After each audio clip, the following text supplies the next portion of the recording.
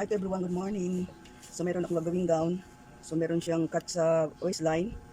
Hindi siya diretsong dress, pero dress siya. Gown siya pero may putol sa waistline. So ngayon ang ating gagawin ay mag-drawing tayo ng o magbuhit tayo ng rectangle o gagawa tayo ng rectangle. 23 inches ang kanyang lapad, ang haba ay 17.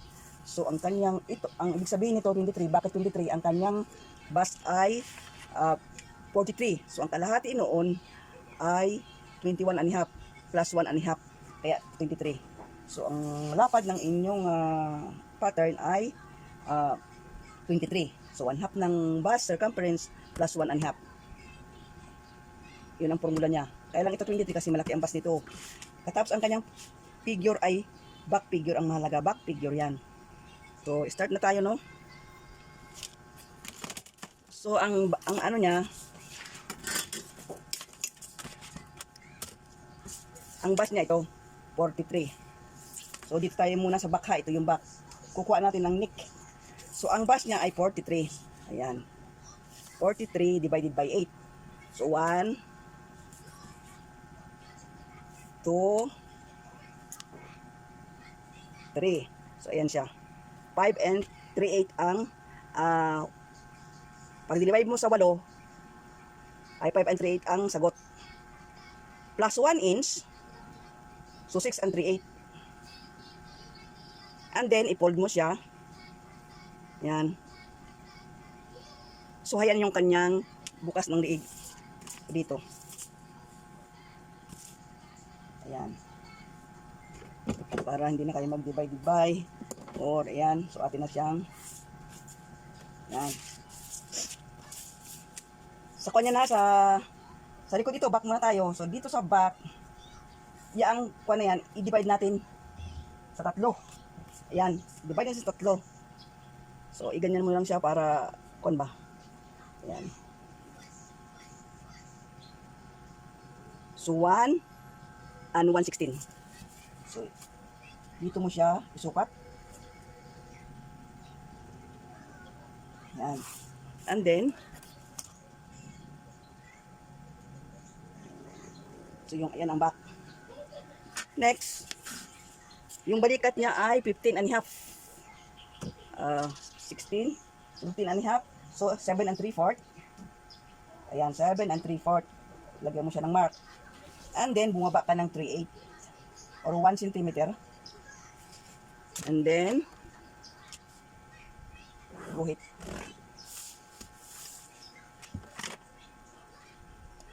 Yung mga binili kong na ano na. So ayan. Tapos ito i-divide mo sa 2. Ayan. So ayan siya. Ang gitna, find the midpoint. Umurong ka doon sa umurong ka papunta dito ng 1/4. So ayan yung tama. Ayan. Hatiin natin.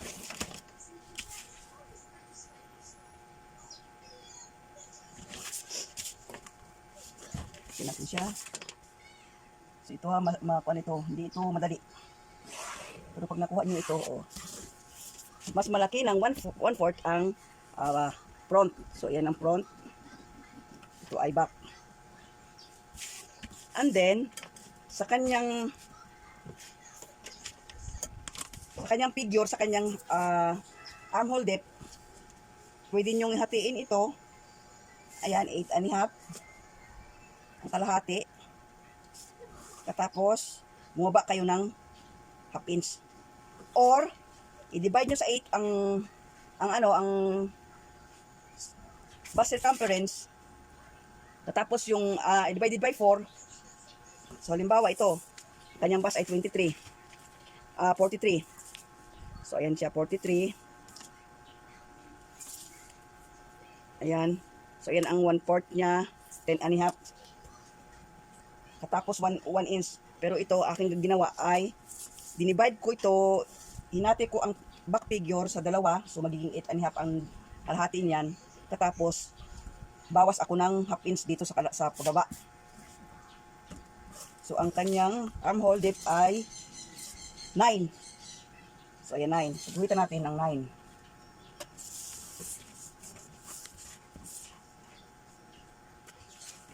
So, ayan yung kanyang armhole depth. So, para maganda yung inyong black bodies. Ayan. Ito yung armhole depth. Ngayon, dito, pasok tayo ng o kaya kunin natin yung kanyang back figure. Ang back figure niya ay 7 1/4. Ayan, 7 1/4. So, hatiin natin ito. Ganyan ang paghati, oh. Ito, iguhitan natin. So, baba.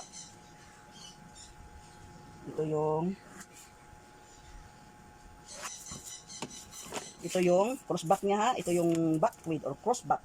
7 1/4. And then, ito yung hatiin natin yun. Mula doon. Tapos, igaganyan natin. Papunta doon. Dapat mag-touch siya dito. No? So, ayan siya. Ngayon, ang waistline niya ay 38. So, 9.5. Tapos, maglagay tayo ng kanyang dart. So, ang dart niya, ang point ng bus niya ay 12. Ang ano, so ito naman ay dito na tayo mag-ansa. Kung gusto niyo meron ditong, hindi na ako naglagay ng dart dito sa ano, ito yung pinakamadali, hindi tayo maglalagay ng dart. So, dito na tayo, hatiin natin ito, 7, 3.5, plus 1/4, so 3 3/4, or 8. Yan. So, dito, ito ay 9.5. So, kuha tayo dito ng 1 inch. Yan. Dito natin ilagay sa dart. And then, hanggang dito lang yung ating. Yan. Katapos, ito yan. Pinaka-shape niyan nga yan. Yan. Ito naman, konti lang nating, i-ano natin konti. Yan o. Para pagka may hindi iksi siya. Ayan siya. Yan yung back.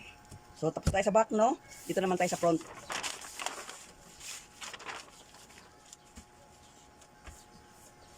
Ayan sa front. Ganon din.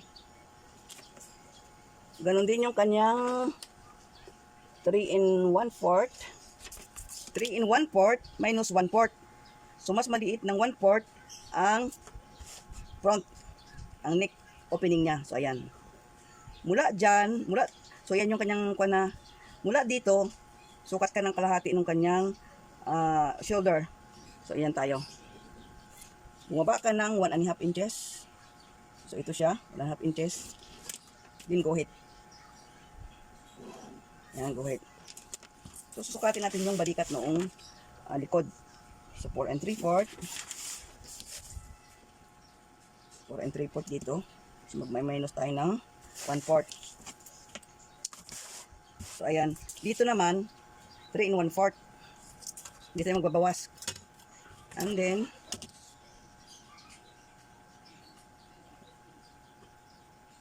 ayan. Kukunin natin yung 1 1/4.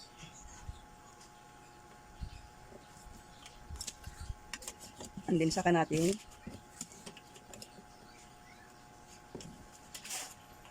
ayan, guhitan.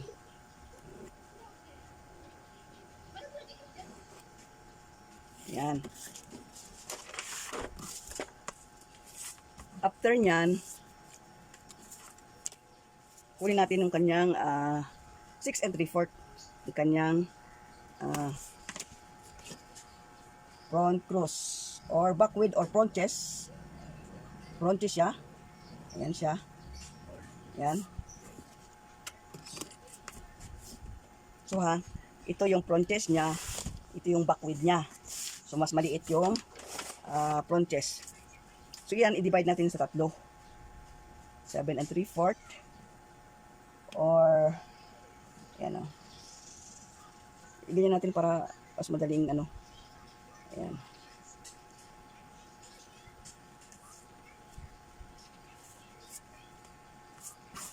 So, kailangan pagka ito ay nilagyan nyo ng ganyan, lagyan nyo ng carve, mag-touch siya dito sa pangatlo. Doon sa likod, hatiin mo lang. Mag-touch siya sa kalahati. Dito naman sa front, 3 bahagi. Doon sa ikatlong bahagi, doon itatouch yung carb. So, ayan siya.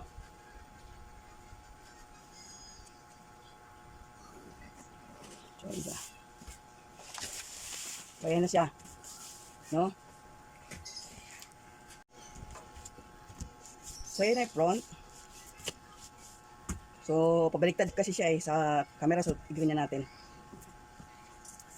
Mula dun sa high shoulder point, yung kanyang baba ng dede ay 12. No? So, 12 ang baba ng dede niya. So, ito yung 12. Katapos, 4 ang distance. Yan, 4. Ngayon, ang kanyang, dito mag-a-add tayo ng 1 inch or 1.5. So, 1.5. Guhit tayo dito. Gitna natin. Ayan. So, dito, lagyan natin ng 3/4. Yan. And then, yan. So, ito na yung pinaka-dart niya. No? So, dahil nag-ano tayo dito ng 1.5, magdagdag tayo ng 1.5 dito. Yan, 1.5.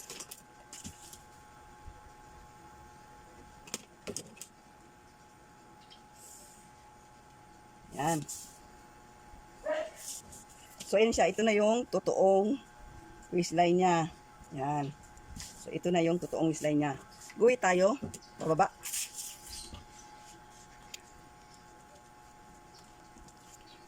So, ito i-pour. So, yan. Katapos dito, ano rin tayo ng 1 inch. Ito yung 9.5. Katapos, 1.5. So, mag 3/4 tayo dito. Sa basa, ano niya. Yan. Katapos, yan. So, doon, dito na magiging ganito ng kanyang, yan. So, ganyan na. Lagyan natin siyang, yung dart leg niya, ihaba natin.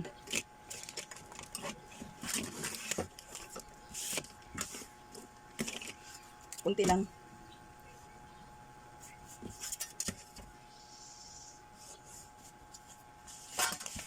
So, ito yung front. Ito yung back. So, pag natutunan nyo yan, magandang fitting ng inyong gagawing dress or gown. So, yan yung pinaka-basic niya. Hanggang dito na lang. Bye for now. God bless everyone. Have a good day.